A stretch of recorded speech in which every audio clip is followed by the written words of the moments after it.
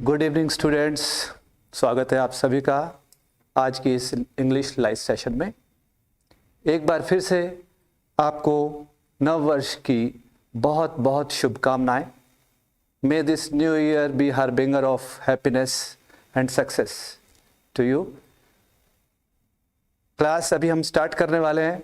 Class start करने से पहले ज़रा मुझे थम्स अप से कंफर्म करवा दें आप तक वीडियो और वॉइस ठीक पहुंच रही है, तो फिर हम टॉपिक शुरू करें।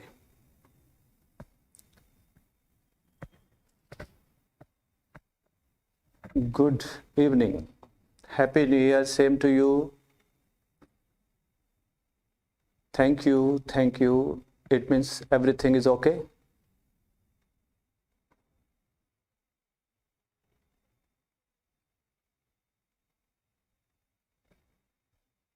Okay, happy new year, thank you. Okay, all is well. चलिए शुरू करते हैं। आज का टॉपिक कोई सिंगल टॉपिक नहीं है ग्रामर का। आज हमने कुछ वोकेबलरी में से कुछ वर्ड्स लिए हैं, प्लस कुछ सेंटेंसेस हैं जिनमें एरर डिटेक्शन करना होगा आपको। तो चलिए शुरू करते हैं। जब तक सामने सेंटेंसेस नहीं आएंगे, वर्ड्स नहीं आएंगे, तो हम उसको कैसे शुरू कर पाए।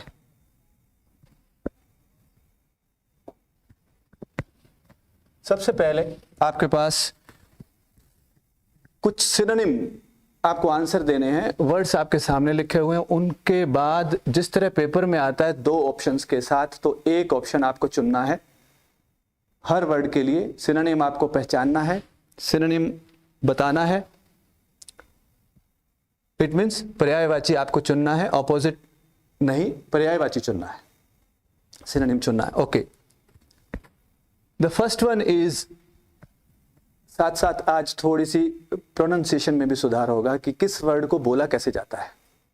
बहुत सारे वर्ड्स ऐसे आएंगे आपके सामने, हमें बोलने नहीं आते, पढ़ना नहीं आता है कि लिखा क्या है, उसको भी बताएंगे और साथ में आ रहे हैं इनके आंसर्स भी। तो स्टूडेंट्स, जैसे आपके एग्जाम में जिस तरीके जिस पैटर्न में पूछे जाते हैं, ये वर्ड लिखने के बाद आपको दो ऑप्शंस मिलते हैं, उनमें से एक ऑप्शन इसका आंसर होता है। ओके, आंसर्स आने लग गए हैं। नंबर 1, तो एक बार 5 लिखे हुए हैं, ठीक है। आपको इनमें से कोई आता है, मैं पूछने वाला था, आपने पहले बता दीजिए मुझे ये 3 नंबर आता है। कौन बता गए? संदीप गाठ। ओके, यूलोजाइज, ये यूलोगाइज या ऐसा कुछ नहीं लिखा, यूलोजाइज लिखा है। क्या वर्ड है? यूलोजाइज। यूलोजाइज का मीनिंग क्या होना चाहिए? अभी तक हाँ आ चुका है एक आंसर, संदीप गाठ ने ही दिया है। इसका मीनिंग होता है तारीफ करना, प्रेज करना। तो प्रेज इसका सिनोनिम बैठता है। हम सिनोनिम ही पूछ रहे हैं यहाँ इस वक्त। क्या पूछ रहे हैं? सिनोनिम क्या बैठेगा। इस वक्त जो पूछा जा रहा है वो ये है कि सिनोनिम इसका क्या होना चाहिए। प्रेज ऑपोजिट होता है इसका, प्रेज का ऑपोजिट कंडेम होता है। नंबर 2 पे आ जाइए। पेनेसिया, कुछ लोग इसको पेनेशिया करके प्रोनाउंस करते हैं। पेनेसिया, पेनेसिया का क्या मीनिंग होना चाहिए? डिसीज मतलब रोग, मेडिसिन मतलब दवाई, औषधि कह लीजिए। तो 2 नंबर, ये वो वर्ड है जिसको हम अक्सर रामबाण औषधि कहते हैं। ये वो वर्ड है जिसको हम रामबाण औषधि कहते हैं। औषधि मीन्स मेडिसिन या रेमेडी, औषधि मीन्स दवाई, मेडिसिन, या इसको एक वर्ड और भी यूज करते हैं ज्यादा, दैट इज रेमेडी, औषधि, औषधि, पेनेसिया। नंबर 3, आपने बता ही दिया इंसॉल्वेंट का मीनिंग होता है बैंकरप्ट, और बैंकरप्ट का मीनिंग क्या होता है? बैंकरप्ट किसको कहते हैं? दिवालिया हो जाना। इट मीन्स आपको डेट चुकाने के लिए, आपने जो कर्जा लिया है बैंक से उसको चुकाने के लिए आपके पास पैसे नहीं है, अपने आप को आपने बैंकरप्ट घोषित किया है। इंसॉल्वेंट इट मीन्स दिवालिया। अलोन का मीनिंग तो आप जानते हैं, अकेला होता है। नंबर 4, क्या वर्ड है ये? इंसिपिड। पढ़ने में तो हम यहां इंसिपिड भी पढ़े, इंसिपिड, लेकिन इंसिपिड, इंसिपिड यू मान लीजिए कहां इसका स्ट्रेस कहां आ रहा है? इंसिपिड, ठीक है। इंसिपिड एक मीनिंग दिया है, एक वर्ड दिया है पेशेंट होता है, पेशेंट को हम जानते हैं, रोगी को कहते हैं। और टेस्टलेस का मतलब होता है, टेस्टलेस का मतलब होता है जिसमें कोई स्वाद ना हो, आप जानते हैं। इंसिपिड बेस्वाद, इट मीन्स जिसमें कोई टेस्ट ना हो, टेस्टलेस को कहते हैं। पेशेंट आप जानते हैं, ओके। नंबर 5 आ गया ऑब्सोलीट, और मीनिंग आपने दे दिया है आउटडेटेड, करेक्ट। ये क्या एक ही स्टूडेंट सारे आंसर्स बता रहे हैं, बाकी थोड़ा पीछे हैं वोकैबुलरी में? ठीक है, कोई बात नहीं। ऑब्सोलीट, देखिए मैं यहां कुछ थोड़ा सा एग्जांपल दे दूं। ऑब्सोलीट होता क्या है? आउटडेटेड लिखा है इंग्लिश में, अगर आपने कभी देखा हो तो जिनको आज हम यूज करते हैं ना, जैसे डू या डज, इन वर्ड्स को यूज करते हैं, ये पहले की इंग्लिश में डोथ हुआ करता था। यही वर्ड क्या, डू या डज, किसको कहते हैं? ये होता था डोथ। आज हम तुम्हारा के लिए योर यूज करते हैं, या कुछ और वर्ड्स भी हैं। पहले इन वर्ड्स को यूज किया जाता था, दाई, अब यूज नहीं होते। तो these words are not used in modern English, they are obsolete words. Obsolete मतलब प्रचलन से बाहर, आउटडेटेड। राइट का मीनिंग सही भी होता है, राइट का मीनिंग अधिकार भी होता है, तो यहां मीनिंग था आउटडेटेड। चलिए आगे।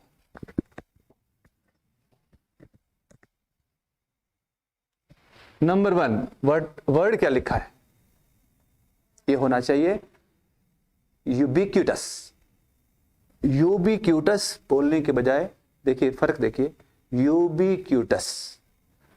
आपका एक फैसिलिटी हमारे यहाँ ऑफलाइन में जो होती है वो अभी मिल नहीं पा रही, क्योंकि आपकी आवाज़ अगर मेरे तक पहुँचती तो मैं भी समझता कि क्या इसको प्रोनाउंस कैसे कर रहे हैं स्टूडेंट्स।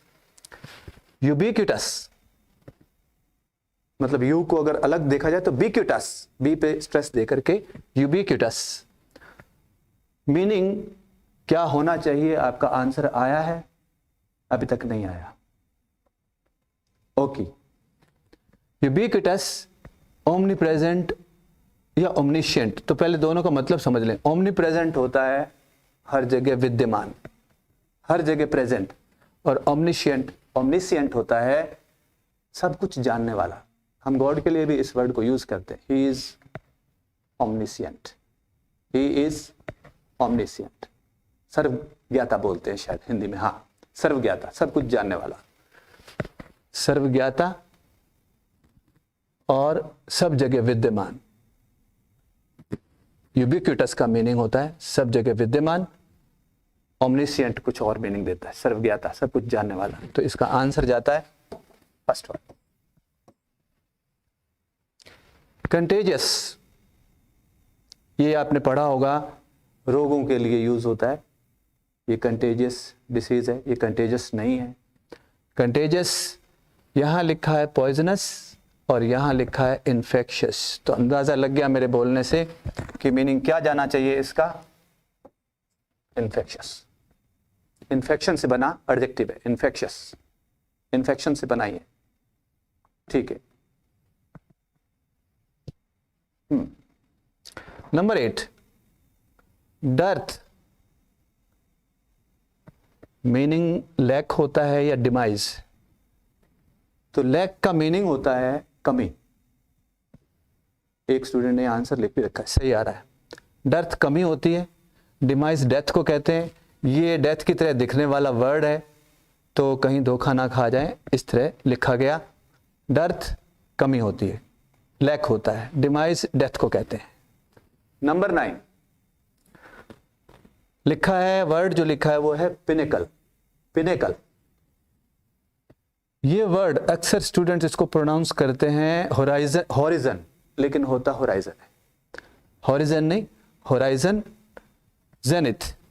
अब इसमें पिनेकल का जो मीनिंग होता है, पिनेकल होता क्या है एक्चुअली? शीर्ष बिंदु, टॉप मोस्ट पॉइंट किसी चीज का। जैसे हमारी धरती गोल है, अगर पृथ्वी गोल है तो पृथ्वी के सेंटर का कोई ऊपर तक, सेंटर से अगर हम ऊपर तक लें तो कोई शीर्ष बिंदु तो होगा ना, जेनिथ। इसका आंसर जो बैठता है वो है जेनिथ। जो होराइजन होता है, होराइजन, उसको हिंदी में आप जानते हो क्या कहते हैं? क्षितिज। होराइजन क्षितिज होता है, जेनिथ टॉप मोस्ट पॉइंट होता है, शीर्ष बिंदु। पिनेकल उसी का नाम होता है, शिखर कह लीजिए। डिक्शनरी में आपको शिखर वर्ड भी मिल जाएगा। तो थोड़ा सा सिंगल वर्ड आपने आंसर या रॉन्ग आ रहा है, बाकी सारे आंसर्स ठीक हैं। चलिए आगे चलते हैं। वर्ड है क्लैंडेस्टीन। क्या वर्ड है? क्लैंडेस्टीन। मीनिंग आया नहीं अभी तक, कोई बात नहीं, नहीं मालूम किसी का, नहीं आया। क्लैंडेस्टीन का मतलब होता है सीक्रेट, मीनिंग होता है इसका सीक्रेट। और अनटाइडी का मीनिंग आप जानते हो तो मैले कुचैले को कहते हैं, जो साफ सुथरा नहीं है, गंदा। मैला कुचैला अनटाइडी होता है, क्लैंडेस्टीन सीक्रेट। 10 हुए, I think we have 5 more. Yes, आखिरी स्लाइड है सिनोनिम्स की। तो आपको कुछ 10-15 में से, अगर 15 में से 7-8 भी याद रहते हैं और इनमें से कुछ एग्जाम में आ जाती है बात, तो बहुत ही आप लक्की होंगे और हमारे लिए अच्छी बात होगी। लोकेशियस, वेट करूंगा मैं 5-6 सेकंड्स, आपका आंसर आ जाए, हो सकता है आप जानते हो। लोकेशियस, फिर मैं हिंट देता हूं कुछ सेकंड्स के बाद, इसका मीनिंग क्या होता है, फिर आप पहचान लेंगे। करेक्ट, मीनिंग आ रहा है। लोकेशियस कहते हैं ज्यादा बात करने वाले, बातूनी, टॉकेटिव। टॉकेटिव इसका मीनिंग होता है थॉटफुल, आप जानते हैं। फ्रेजाइल, फ्रेजाइल, एक्चुअली फ्रेजाइल का जो मीनिंग होता है, आंसर आ चुका है इसलिए मैं आंसर जल्दी दे रहा हूं। ब्रिटल भी होता है इसका मतलब, जिससे जल्दी नुकसान पहुंच जाए, जो जल्दी टूट जाए। ब्रिटल, जो जल्दी टूट जाए। फ्रेजाइल, नाजुक, vulnerable. Children are vulnerable to malaria, dengue. क्या मतलब निकला?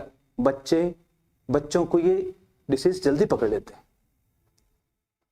इट मीन्स वल्नरेबल मतलब जिसको हम कहते हैं चपेट में जल्दी आना, जल्दी नुकसान पहुंच जाना, आराम से शिकार बन जाना, इसको कहते हैं वल्नरेबल।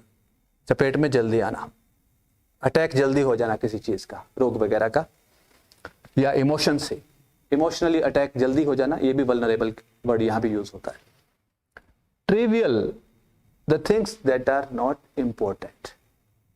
तुच्छ, अगर हिंदी में आप वर्ड सुनना चाहें, तुच्छ, तुच्छ क्या होता है? दैट इज नॉट इंपॉर्टेंट, फालतू की चीजें। Trivial, not important. एक्सकर्शन आपको आता होगा, क्योंकि स्कूल टाइम में या कॉलेज टाइम में आप जरूर एक्सकर्शन पे गए होंगे, और मीनिंग होता है इसका जर्नी। आंसर आपका आ गया है। Only one student is giving all the answers. एक ही स्टूडेंट सिर्फ सभी आंसर दे रहा है, बाकी चुप है। चलिए,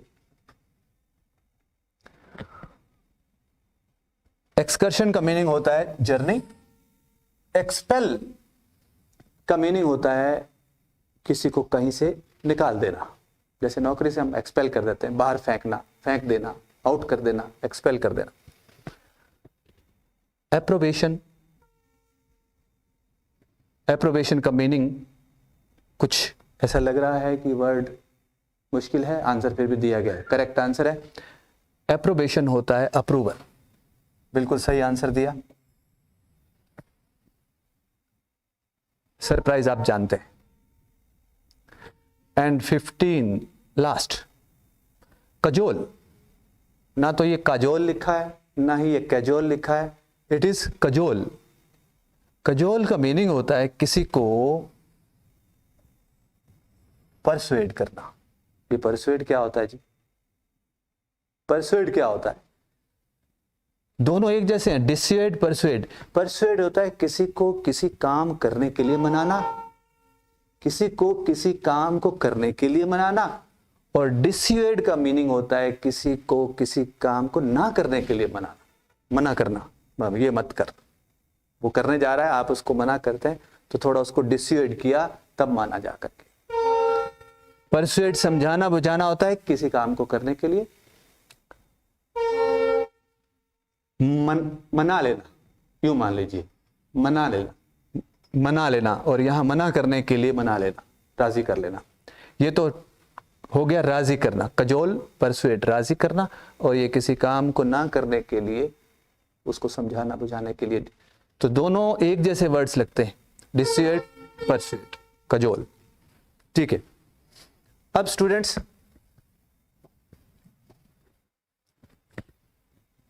we have some sentences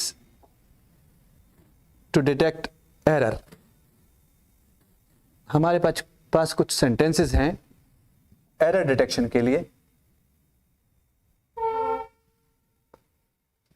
एक स्लाइड पे आपको एक शो किया जा रहा है ताकि आपका दूसरे की तरफ ध्यान ना जाए।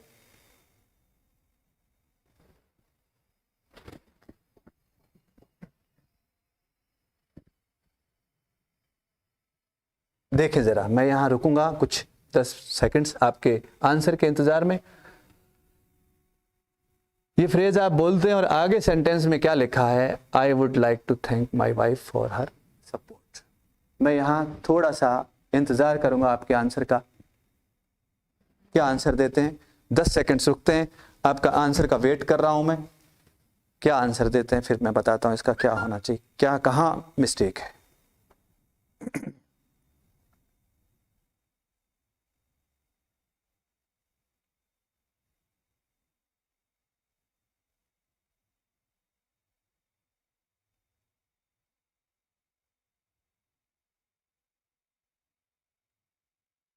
पहचाना?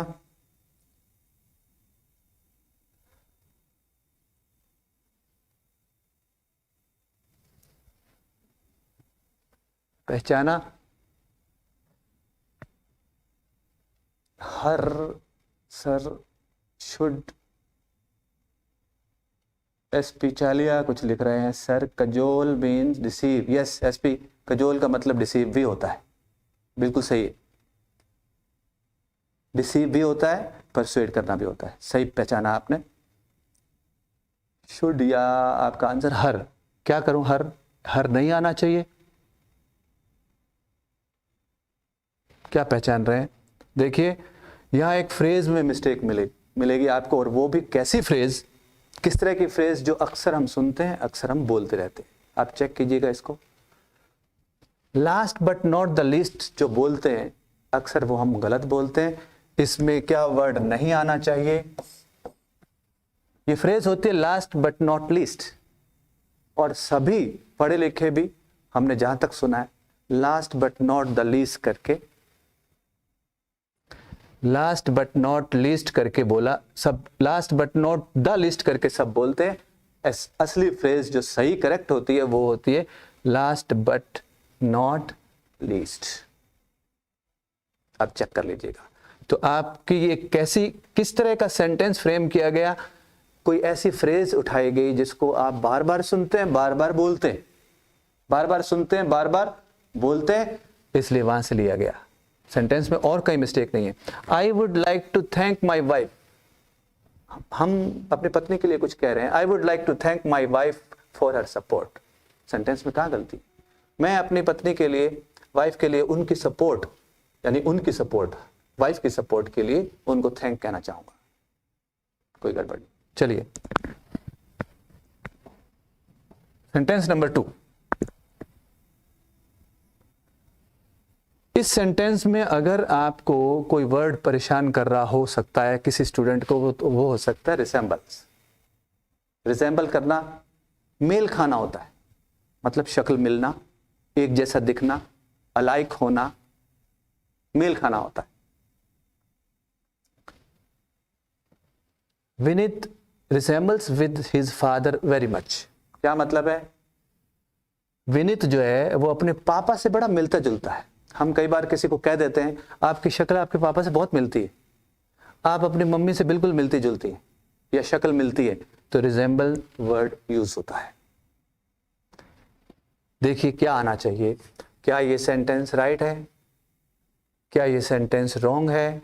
आपके एग्जाम में इसको रीराइट करने के लिए दिया जाएगा, फिर से लिखने के लिए दिया जाएगा। आप वहां पूरा सेंटेंस लिख के आते हैं, तो कैसे होगा ये सेंटेंस सही?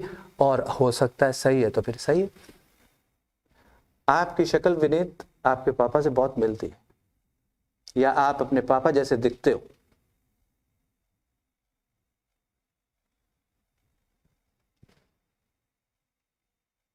यहां लिखा है विद रिप्लेस टू, यानी आपका आंसर है। जशन नेगी बता रहे हैं विद नहीं आएगा।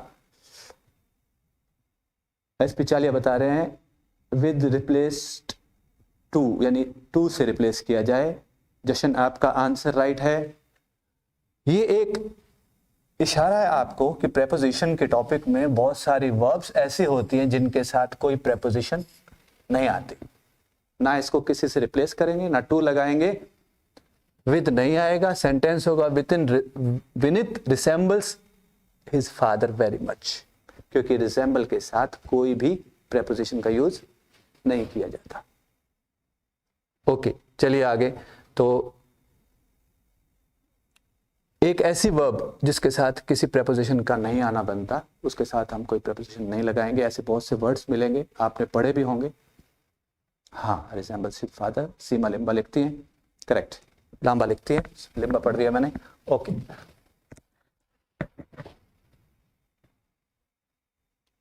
Next sentence, I am going to repeat it again because nobody paid attention to what I said. आपके आंसर का इंतजार है। सेंटेंस आपके सामने, मैंने पढ़ दिया है, आप देख ही रहे हैं। I am going to repeat it again because nobody paid attention to what I said. Meaning क्या निकला? मैं इसको फिर से बोल देता हूं क्योंकि जब मैंने बोला, जब मैंने कहा, किसी ने ध्यान नहीं दिया, किसी ने कोई ध्यान नहीं दिया। Nobody paid attention to what I said. जो कुछ मैंने कहा किसी ने ध्यान नहीं दिया, इसलिए मैं दोबारा कहने वाला हूं, कहने जा रहा हूं, कहने वाला हूं। क्योंकि गोइंग टू का मतलब जरूरी नहीं जा रही हो, ऐसा करने वाला हूं। ठीक है, अभी तक कोई आंसर मिला नहीं।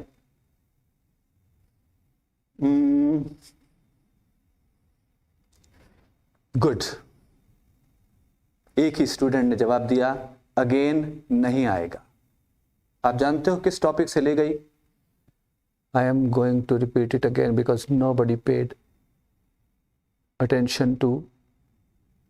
हाँ, तो नो बडी में तो कहीं दिक्कत नहीं है। नो बडी पेड अटेंशन, किसी ने ध्यान नहीं दिया, तो नेगेटिव बनाना था, नो बडी लिख दिया आपने। नो बडी में तो कोई दिक्कत नहीं है, अगेन नहीं आएगा सर, करेक्ट है। तो रिपीट वर्ड ही एक ऐसा है जिसके साथ अगेन वर्ड आना नहीं चाहिए। कैसे? हम में से बहुत की आदत होती है, इवन कुछ टीचर्स भी पढ़ाते समय मैं इस पॉइंट को पुनः दोहरा रहा हूं, ऐसा बोल जाते हैं। जरा ध्यान दीजिए, मैं इस पॉइंट को पुनः दोहराता हूं क्योंकि आपने ठीक से सुना नहीं, आपने इसके उत्तर ठीक नहीं दिए। पुनः और दोहराना ये अपने आप में सुपरफ्लुअस बन रहे हैं। सुपरफ्लुअस यूज ऑफ वर्ड्स, आप एक छोटा सा टॉपिक कहीं पढ़ते हो या पढ़ा हो या पढ़ेंगे, सुपरफ्लुअस का मतलब होता है किसी ऐसे वर्ड की जरूरत ही नहीं थी जिसको आपने लगा दिया। हमारी आदत होती है, यस अगेन इज सुपरफ्लुअस, हमारी आदत होती है, संडे वाले दिन हम घूमने गए थे, बहुत बार बोलते हैं, आप जरा वापस चेक कीजिए इस सेंटेंस को, संडे वाले दिन, संडे में डे आप बोल चुके, संडे का मतलब रविवार, वार बोल चुके, फिर आगे और बोल दिया वाले दिन, तो सुपरफ्लुअस यूज ऑफ वर्ड्स हो गया। Mukesh will return back from Jaipur, sentences छोटे बोल रहा हूं क्योंकि लिख नहीं रहा हूं, छोटे में समझ में आ जाए। Ramesh will return back from Jaipur, तो रिटर्न बैक में सुपरफ्लुअस यूज कर दिया आपने, किसका, बैक का, क्योंकि रिटर्न का अपना ही मतलब क्या होता है, वापसी, साथ में बैक वर्ड लगाना यानी वर्ड बैक लगाना सही नहीं था। Mukesh will return from Jaipur आना चाहिए, ना कि रिटर्न बैक, इस तरह के वर्ड्स। बर्थडे वाले दिन उसने पार्टी दी थी, चेक कीजिए, बर्थडे वाले दिन उसने पार्टी दी थी, बर्थडे बोल दिया, जन्म दिवस, जन्मदिन, फिर आगे बोला वाले दिन, तो ये सुपरफ्लुअस यूज हो रहा है वर्ड्स का, वही चीज सामने रखी गई। चलिए ठीक है,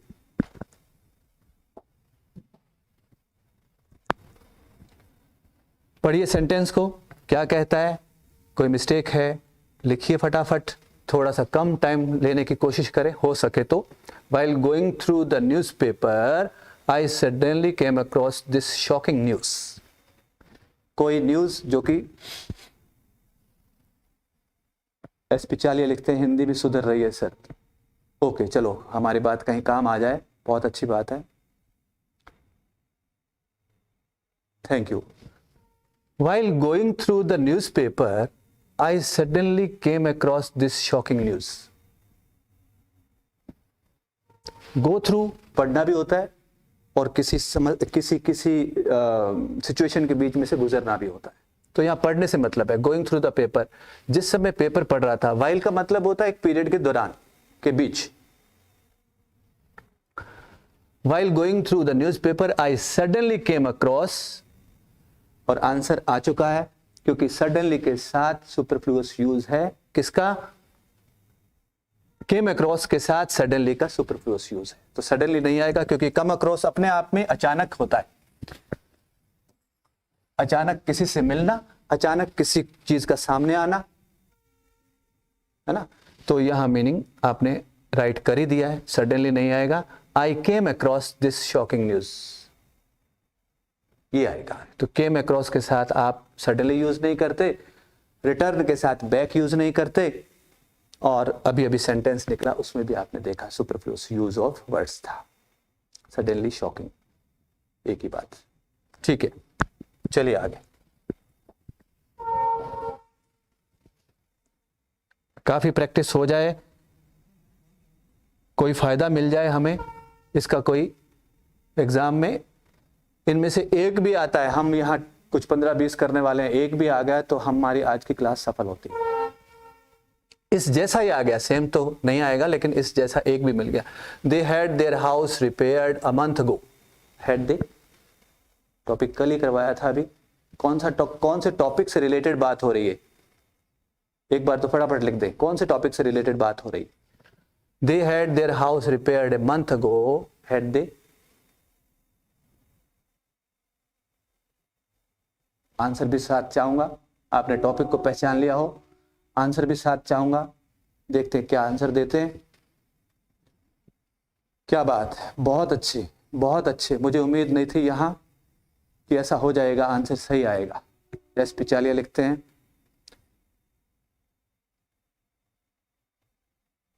हाँ मैसेज डिलीटेड, ठीक है। आंसर क्या आना चाहिए, ये जो लास्ट में क्वेश्चन टैग लिखा है ये गलत लिखा है, और शायद बहुत सारे स्टूडेंट्स को ऐसा लग रहा होगा कि यहां क्या आना चाहिए कि जब सेंटेंस में नॉट नहीं है, आपकी जो स्टेटमेंट है उसमें नॉट नहीं है, तो हेड को लेकर के आप नॉट लगा करके क्वेश्चन टैग बनाने की कोशिश करते। लेकिन एक स्टूडेंट ने सही आंसर दिया, क्या आना चाहिए यहां? डिड। क्यों आना चाहिए? डिडंट दे आएगा। क्यों आना चाहिए डिड? क्योंकि ये सेंटेंस सिंपल पास्ट टेंस में लिखा गया है। They had their house repaired, बेशक पॉजिटिव वर्ब का यूज किया गया है, ये पॉजिटिव वर्ब से बना सेंटेंस है। मीनिंग निकलता है उन्होंने अपना हाउस रिपेयर करवाया था 1 महीना पहले। उन्होंने अपना घर मरम्मत करवाया था 1 महीना पहले। नहीं, वो जो लास्ट में नहीं बोला गया वो क्वेश्चन टैग था। सिंपल पास्ट में क्वेश्चन टैग डिड से बना करता है। सेंटेंस पॉजिटिव था, क्वेश्चन टैग नेगेटिव आ गया, इसलिए हैड नहीं आएगा, डिडंट पे आएगा। करेक्ट। ओके, आगे बढ़ते हैं। No sooner had he gave a whistle than we all started running in that direction. जैसे ही उसने विसल बजाई, सीटी बजाई, हम उस दिशा में दौड़ पड़े।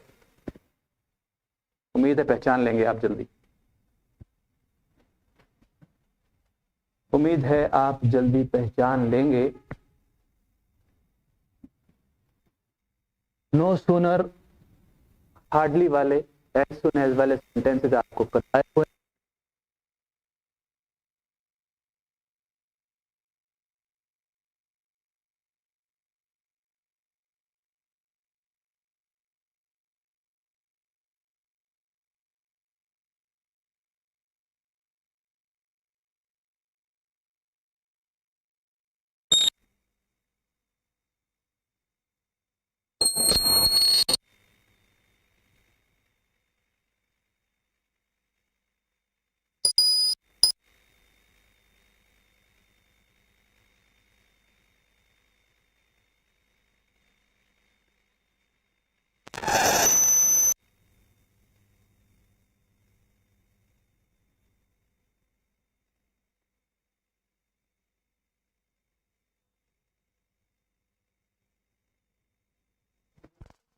हाँ जी, अब बताइए, अब ठीक है? वॉइस प्रॉब्लम है तो अब बताइए, अब ठीक है? आपकी तरफ से ठीक है? हाँ ठीक है, आंसर्स दे रहे हैं। वॉइस प्रॉब्लम, ओके ठीक है, ठीक है। नो सूनर हैड अगर लगा है तो एक बार फिर से देख लीजिए, आप भूल चुके हैं।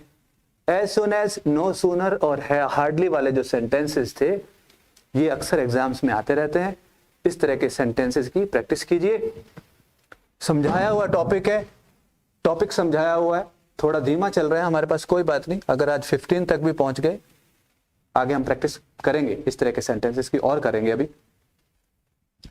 नो सूनर हैड, आपको मैं बता दूं यहां डिड भी आ सकता है, हैड भी, दोनों सही होते हैं। नो सूनर के बाद और हार्डली के बाद अगर हैड लगाए तो डिड भी आ सकता है, हैड भी आ सकता है। नो सूनर के सेंटेंसेस में ज्यादातर आपको डिड ही मिलता है। हैड लगाया तो रॉन्ग नहीं है, लेकिन जब हैड लगाया तो आगे वर्ब की फॉर्म कौन सी आनी चाहिए थी? थर्ड, गिवन आना चाहिए था। और नो सूनर के साथ देन का ही कॉम्बिनेशन होता है। आपने यहां किसी और तरह की गलती पे चल पड़े। दोबारा बता दूं, नो सूनर के साथ बताया हुआ है, आगे चल के THAN वाला देन आता है, यहां कंफ्यूज ना हो। THEN नहीं, AN। हार्डली का सेंटेंस होता है इसी तरह का, तो हार्डली के साथ हैड भी आता है, डिड भी आता है। ज्यादातर आपको देखने को हैड मिलता है। हार्डली के साथ हैड आया, वर्ब की तो आएगी थर्ड फॉर्म, हमें भी पता है। डिड आएगा तो वर्ब की आएगी फर्स्ट फॉर्म, हमें भी मालूम है ना। लेकिन आगे चल के फिर कॉम्बिनेशन किसका बैठता है? व्हेन का। और जब सेंटेंस एज सून एज से स्टार्ट होके आगे बढ़े तो इनकी जगह कॉमा लगकर बात हो जाती है। Got it? फिर से देख लीजिएगा, इंपॉर्टेंट चीज है, इस तरह के सेंटेंसेस पूछे जाते हैं। चलिए आगे।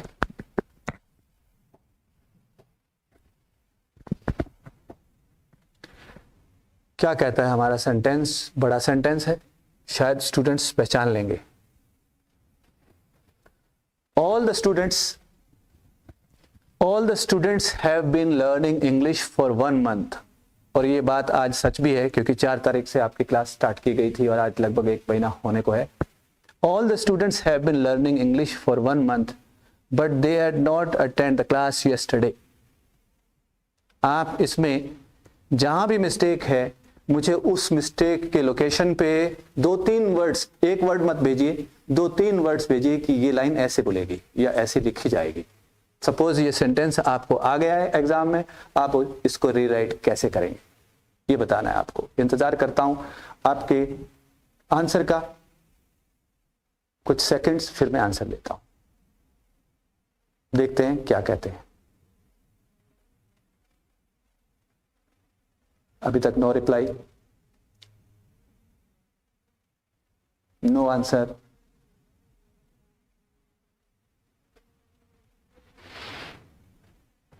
सेंटेंस शायद बड़ा है इसलिए हो सकता है पहचानने में देर लगाई। Did not attend, MP Singh correct answer दे गए। एमपी सिंह करेक्ट आंसर दे गए क्योंकि ये सेंटेंस जब कंजक्शन के साथ दूसरा सेंटेंस जुड़ रहा है इसके साथ, पहले वाला ठीक जा रहा है। All the students have been learning, are learning लिखा होता तो गलत हो जाता। All the students have been learning English for 1 month, यहां तक सेंटेंस राइट था। फोर सिंस का यूज किया टाइम के साथ तो सेंटेंस परफेक्ट कॉन्टिन्यूस बनाया गया। आगे लिखा है जब यस्टरडे टाइम दे दिया तो यस्टरडे के साथ हम सिंपल पास्ट लिखते हैं, इसलिए हैड नॉट की जगह क्या आएगा, डिड नॉट अटेंड आएगा। करेक्ट, सही पहचाना। Next,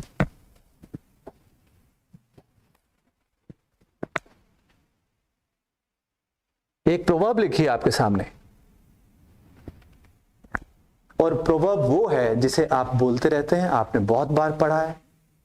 it is not new to you, ये आपके लिए नई नहीं है। हाँ, सीमा सही आंसर दिया, दे डिड नॉट अटेंड। अगले पे आ गए हम। हर चमकती चीज सोना नहीं होती, ये उसकी इंग्लिश लिखी है। इस सेंटेंस को बहुत छोटा सा सेंटेंस है, मैं वेट करता हूं कुछ 5-7 सेकेंड्स। आप पूरा सेंटेंस लिख के भेजें, सिंगल वर्ड से काम ना चलाएं, पूरा सेंटेंस लिख के भेजें या उसका जो मेन पार्ट जहां मिस्टेक है उसके 2-3 वर्ड्स लिख के भेजें। हाँ, एक सिंगल वर्ड तो आ रहा है आपका।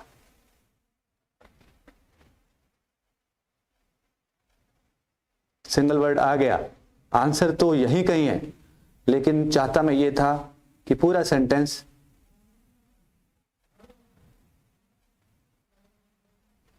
ये कोई स्टूडेंट पूछ चुके हैं 5 नंबर में, sir had plus third form past perfect then did कैसे आएगा। 5 नंबर कौन सा पूछ रहे हो? 5 नंबर एक बार फिर से देखते हैं।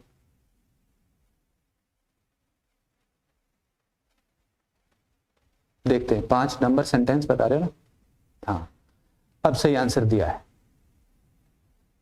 जशन ध्यान दें, ग्लिटर नहीं, पहले तो यहां होगा glitters. All that glitters, proverb को वापस सुने कैसे बोलनी चाहिए। All that glitters is not gold. All that glitters is not gold, क्योंकि सिंगुलर लिया गया है सब्जेक्ट को। ऑल का मतलब सभी, यहां ऑल का मतलब सारे जने नहीं है जैसे ऑल द स्टूडेंट्स होता है। यहां ऑल का मतलब है एवरीथिंग, या ऑल का जो मीनिंग है वो एवरीथिंग, ऑल दोनों तरफ से यूज हो जाता है। ऑल द डे, सारा दिन। ऑल द स्टूडेंट्स, सारे स्टूडेंट्स, तो प्लूरल की तरफ भी चला जाता है और सिंगुलर में भी। इसलिए ऑल का जो मीनिंग है एवरीथिंग। एक्चुअली ये कहावत ऐसे भी बोलती है, everything that glitters is not gold, ये ऐसे भी बोलती है। तो ऑल का यहां मतलब एवरीथिंग होता है, इसलिए वर्ब जो आई है वो उसके साथ एस लगना चाहिए। और आगे जब वर्ब सब्जेक्ट हमारा सिंगुलर बन जाएगा तो आगे अपने आप ही इज आएगा। इज आपने पहले पहचान लिया था। कहावत को थोड़ा सा, जो कहावतें, जो प्रोवर्ब्स आपने सुनी है ना, उन पे कई बार क्वेश्चन आ जाते हैं। सपोज एक छोटी सी बात यहां याद आ गई, लिख ही देते हैं।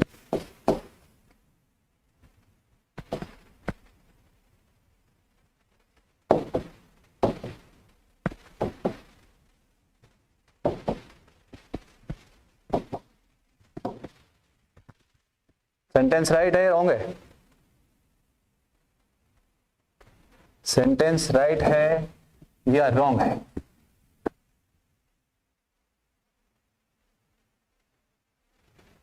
इस तरह के सेंटेंस में इसको आपने सुना है बचपन से, अपनी नोटबुक्स में टीचर्स आपको लिखवाते थे कि ये एक थॉट लिख के लाइए, तो आप उसको, जिसको हम सुलेख कहते हैं, तो कई बार एक ही लाइन को लिख के ले जाते थे, है ना?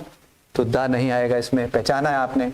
इसी तरह की कोई भी प्रोवर्ब हो जिसको थोड़ा सा आपने सुना हो, बोला हो, उसको अच्छी तरह देख लें, क्योंकि उस पर क्वेश्चन बन जाते हैं। चलिए, honesty is the best policy होना चाहिए। Next sentence, Somesh married with Seema last week. बहुत छोटा सा सेंटेंस है और बहुत आसान भी है, ज्यादा परेशान करने वाला है नहीं। क्या ये सेंटेंस राइट है या कुछ और आएगा? क्या होना चाहिए? आपके एग्जाम में आ चुका है, आपको रीराइट करने के लिए बोला। मैं थोड़ा सा यहाँ तेज हो जाता।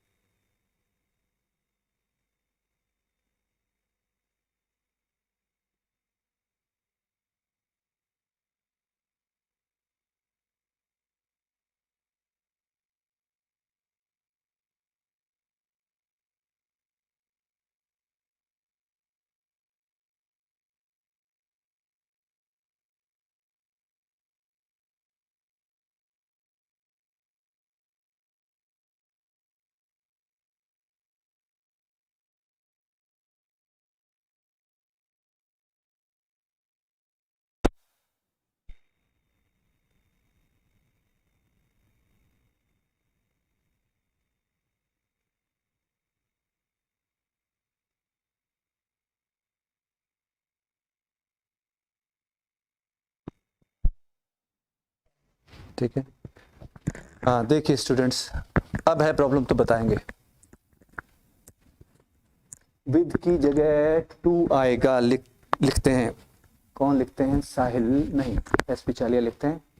ओके, वॉइस प्रॉब्लम अब नहीं है ना? डन, ठीक है। ठीक है, ज्यादा मैं बहुत देर इंतजार नहीं करूंगा। यहाँ एक्चुअली यहाँ कोई प्रेपोजिशन नहीं आएगी।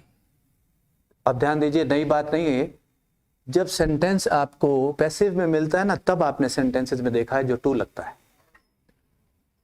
सीमा was married to, so and so was married to him, so and so was married to her, ये। और कहीं कहीं आपको ये भी मिलता है कि जब मेल का नाम पहले आ जाए, फीमेल का बाद में हो, ऐसा भी कोई चक्कर नहीं है। आपको अगर एक्टिव में कोई सेंटेंस मिल गया है और मैरिड के साथ विद लगा है, तो सेंटेंस बिना प्रेपोजिशन के बोलता है सोमेश मैरिड सीमा लास्ट वीक। सोमेश मैरिड सीमा, इसका ध्यान रखें। कोई भी प्रेपोजिशन नहीं लगनी चाहिए, सेंटेंस एक्टिव में है। सेंटेंस पैसिव में जाएगा जब, तो आप प्रेफरेबली टू लगाएं। अगर बुक्स बता भी देती हैं कि पहले मेल का नाम हो तो ये आएगा, पहले फीमेल का नाम हो, ऐसा कोई चक्कर नहीं है। बुक्स में भी अलग अलग है, एक बुक कुछ कहती है, दूसरी कुछ कहती है। लेकिन अक्सर आप इंग्लिश कंट्री में जो नेटिव वहां के हैं, जो नेटिव लैंग्वेज बोलते हैं, नेटिव हैं, वो मैरिड टू बोलेंगे, मैरिड विद नहीं। और मैरिड टू को प्रेफरेंस दीजिए, मैरिड विद को नहीं। लेकिन तब दीजिए जब सेंटेंस पैसिव में चल रहा हो। एक्टिव में सेंटेंस में मैरिड के साथ कोई भी प्रपोजिशन नहीं आती। और लक्ष्मण सिंह लिख चुके हैं सोमेश मैरिड सीमा लास्ट वीक, आना चाहिए, करेक्ट है।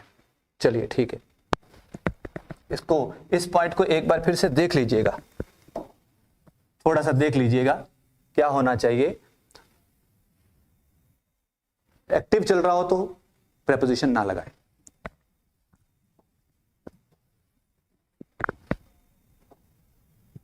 Our teacher emphasized on the use of correct grammar. हमारे टीचर ने हमें बिल्कुल करेक्ट ग्रामर यूज करने पर जोर दिया।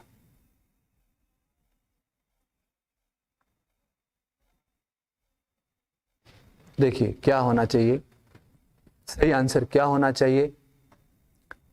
आवर टीचर एम्फेसाइज का मीनिंग सब जानते हैं, किसी बात पे जोर देना, स्ट्रेस देना, ऐसा कीजिए, ऐसा मत कीजिए, स्ट्रेस देना, उसको हम कह रहे हैं, जोर देना बात पर।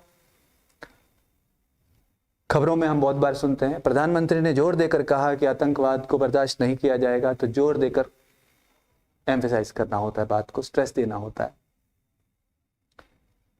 एसपी चाली लिखते हैं ऑन गलत है, क्या आना चाहिए? ठीक है, एम्फेसाइज्ड भी एक ऐसी वर्ब है जिसमें साथ में ऑन या कोई प्रेपोजिशन ना लगाए। Our teacher emphasised the use of correct grammar, on नहीं आएगा। ओके, ठीक है, आगे बढ़ते हैं।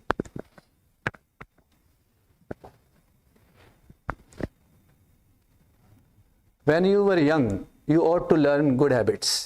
काम का सेंटेंस है, बताइए जरा। 10 सेकेंड्स आपका इंतजार हो रहा है आपके आंसर का। When you were young, you ought to learn good habits. और मैं आपको थोड़ा सा हिंट यहाँ दे दूं, जहां आपको परेशानी है, अगर आप भूल चुके हैं ought to क्या होता है, या जो स्टूडेंट्स जिस दिन पढ़ाया जा रहा था मॉडल्स का टॉपिक नहीं थे प्रेजेंट, तो ought to एक शुड जैसा ही वर्ड है, शुड ही है, यूं मानिए। मॉडल जो है वो शुड ही है, ये यूं मानिए। हाँ, किसी को जब चलो टॉपिक लंबा हो जाएगा क्योंकि मॉडल्स की तरफ पहले समझाया जा चुका है इसको। When you were young, you ought to learn good habits. इंतजार है आपके आंसर का, क्या आंसर देते हैं यहां?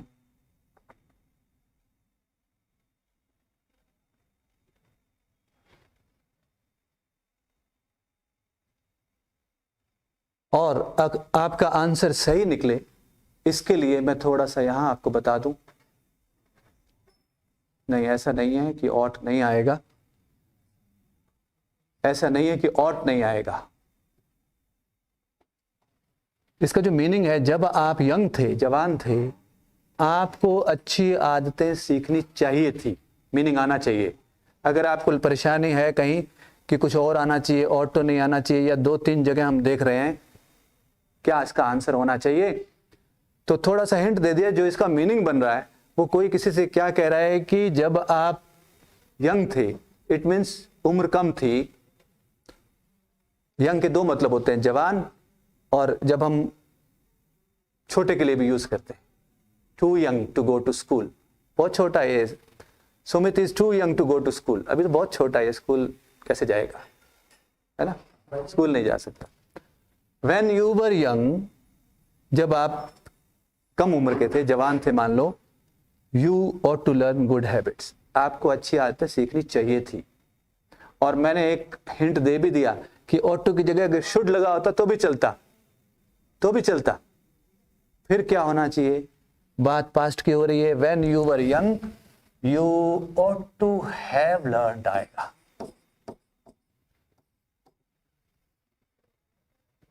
should have से शायद पहचान जाए।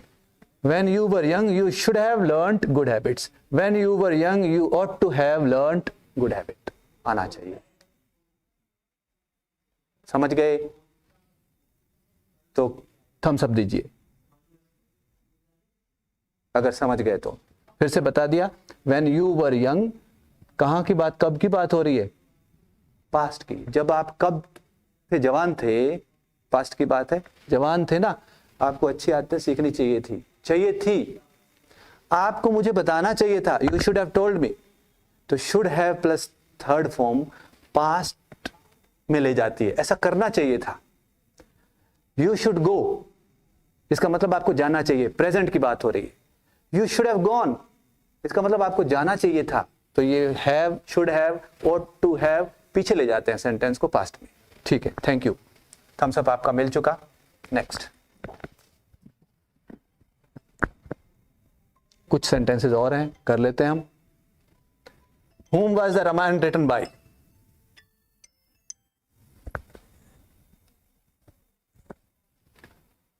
Sentence number 12. Whom was the Ramayana written by? Ramayan किसके द्वारा लिखी गई थी? इसका जो मीनिंग बन रहा है, वो यही बन रहा है कि रामायण किसके द्वारा लिखी गई थी।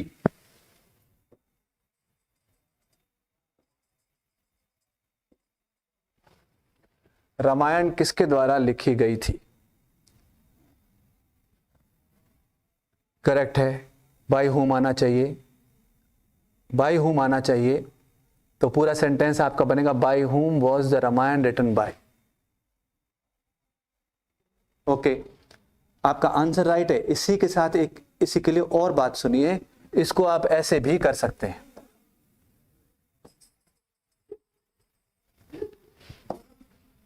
ये भी सही है, who was the Ramayana written by, क्योंकि बाय को लास्ट में लगाते हैं। फिर आप ऐसे नहीं कहेंगे कि whom was the Ramayana written by. Who was the Ramayana written by भी सेम मीनिंग देता है। बाय हुम या सब्जेक्ट बना के आप हु लिखें तो who was the Ramayana written by, passive में फिर आप हु को सब्जेक्ट बनाते हैं। करेक्ट।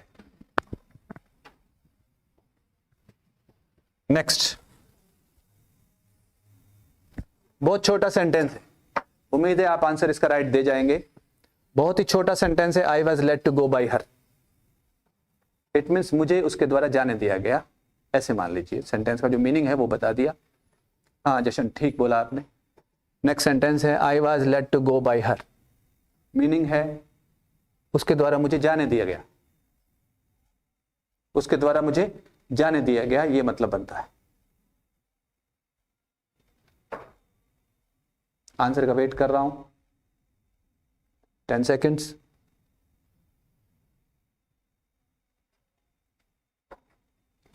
कोई आंसर मिला नहीं अभी। इसके बराबर एक सेंटेंस बोल के भी देख लेंगे, आपको इसका आंसर मिल जाएगा।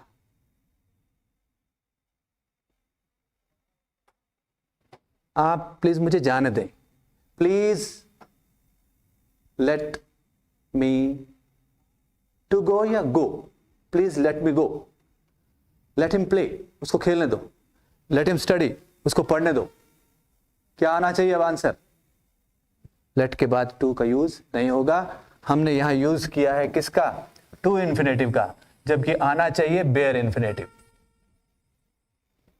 क्या आना चाहिए? बेयर इन्फिनेटिव आना चाहिए। ये बेयर इन्फिनेटिव बहुत से स्टूडेंट्स ने नहीं सुना होगा, जिन्होंने क्लास लगाई थी उनको मालूम होगा। हाँ ठीक है, तो आई वॉज लेट गो होना चाहिए बाय हर, पैसिव में बना हुआ है। इसका एक्टिव क्या होगा जानते हो? देर लग जाएगी, आपके आंसर का 2 बार इंतजार करूंगा, देर लग जाएगी, मैं बता देता हूं।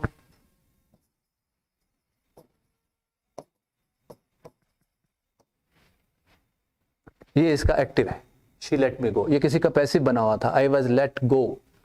तो लेट के बाद हम बेयर इन्फिनेटिव लगाते हैं, टू इन्फिनेटिव नहीं।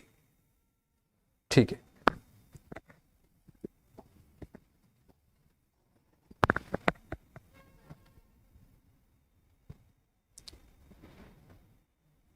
शी सेड दैट, पहचान तो यहीं से लिया आपने, कौन से टॉपिक की बात चल रही है। She said that she was going to see cinema and wanted to know that I could accompany her. She said that she was going to cinema and wanted to know that I could accompany her. क्या इस sentence में कुछ गड़बड़ है? Wrong लिखा है कुछ? ठीक करना चाहेंगे? और होगा तो कैसे होगा?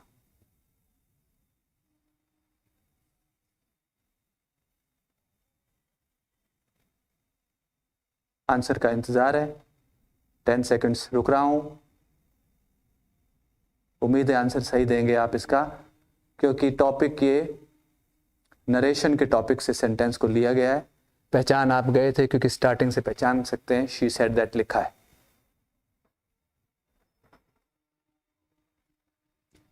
सर सी नहीं आएगा, नहीं होता है जशन, सी सिनेमा होता है। To see cinema, to go to cinema भी होता है, to go to see cinema भी होता है, लैंग्वेज होती है। ठीक है, और यस, एक वर्ड तो सही बताया। अगर इस पूरे सेंटेंस को रीराइट करना पड़ जाए तो MP सिंह सही आंसर तो दिया, आस्ट आ जाएगा, आस्ट आ जाएगा पूरा सेंटेंस, वांटेड की जगह वांट आएगा। मनदीप पवार लिखते हैं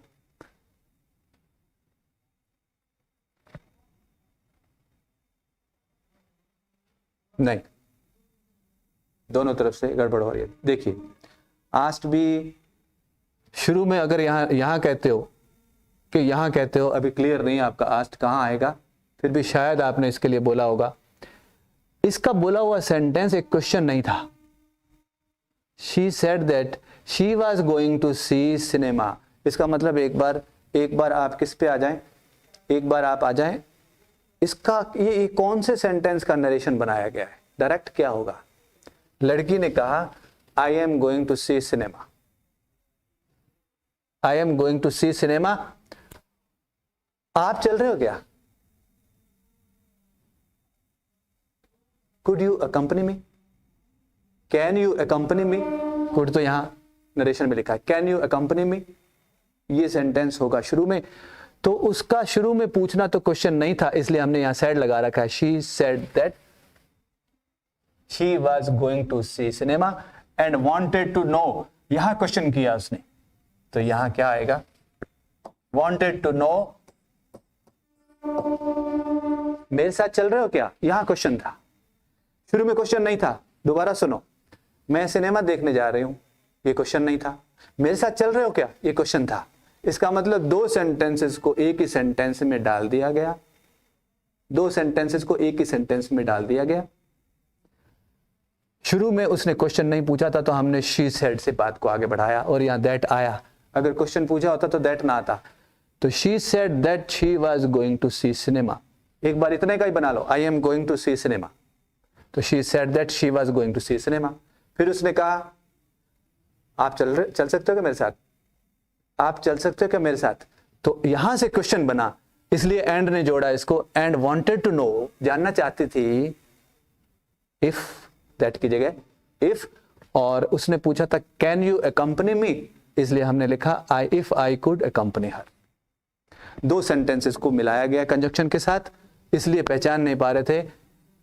शुरू में आप आस्ट ने लगा सकते, यहां क्योंकि शुरू का पार्ट क्वेश्चन नहीं था।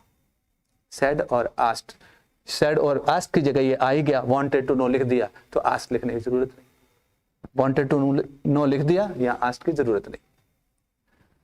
आज का आखिरी, last but not the list या लिस्ट, समझ गए होंगे अब तो, last but not list.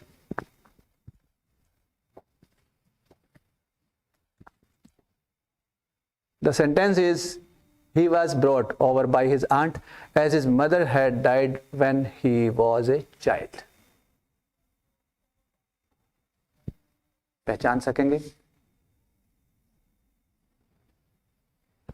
he was brought over by his aunt and his mother had died when he was a child. आपने सेंटेंस को तो पढ़ ही लिया होगा, मैं यहां उनके लिए थोड़ा सा इजी कर दूं जिनको इसका मीनिंग समझ में कम आता है। ये ब्रॉड क्या लिखा है, तो आपको इसका मीनिंग जो बनता है, ही किसी भी पर्सन के लिए यूज हुआ है, एक नाम रख देते हैं, अजय नाम रख दिया, Ajay was brought over by his aunt. ये कहना ये चाहता है अजय का पालन पोषण उसकी आंटी के द्वारा किया गया, as his mother had died, क्योंकि मम्मी की डेथ हो चुकी थी, when he was a child, जब वो छोटा बच्चा था। मम्मी दुनिया से चली गई थी जब वो छोटा बच्चा था, तो फिर पाला किसने, आंटी ने। अब शायद आपका आंसर सही आ जाए। और निशाना यहां फ्रेजल वर्ब पे है, पूरे सेंटेंस में निशाना भी फ्रेजल वर्ब पे है, लेकिन फ्रेजल वर्ब आती होगी तो हम आंसर दे पाएंगे, नहीं आती होगी तो यहां परेशानी आएगी।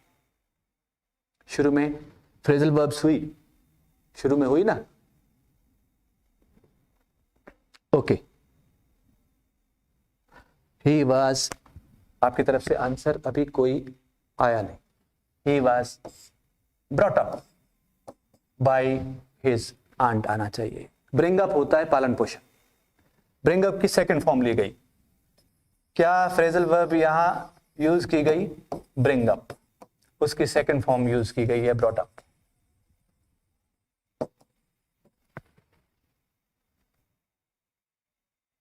ठीक है, हाँ, अब एस्पिचालिया का आंसर आ गया है, ब्रॉट अप होना चाहिए। समझ लिया होगा, आई थिंक समझ में आया आपके। तो we have done 15 sentences here. आपने मिस्टेक निकाली उसमें, काफ़ी में आपके आंसर राइट भी थे, कुछ में समझ नहीं पाए, किसी किसी वर्ड ने परेशान किया। तो आपको एक सैंपल मिल गया कि किस तरह की परेशानी आ सकती है ना। थोड़ा फ्रेजल वर्ब्स पे भी ध्यान दीजिए।